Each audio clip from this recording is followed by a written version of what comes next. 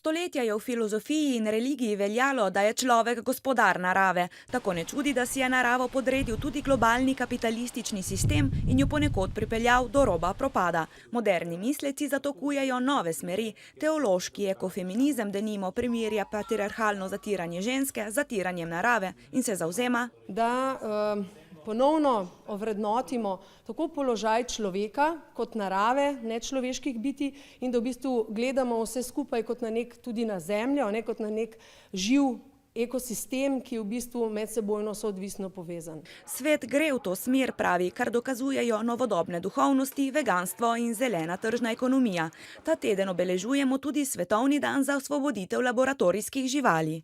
To smo recimo v projektu pokazali, kako je pomembno razmišljati malo preko tistih meja, ki nam jih nudi recimo naša tudi evropska politika, ki je tukaj zelo seveda usmerjena v koristi, torej uporabe, zlorabe, kakorkoli že živali za namene človeka, industrije, hrane in tako naprej.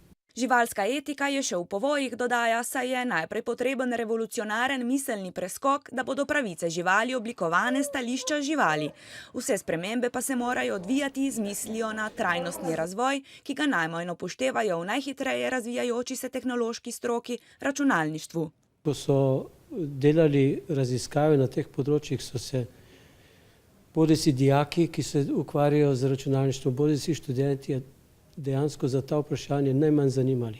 Da bodo živalska etika, skrb za okolje in trajnost postali temelj domače in mednarodne zakonodaje, je po mnenju raziskovalcev potrebno ljudi ekološko senzibilizirati in to že v vrtcih in šolah.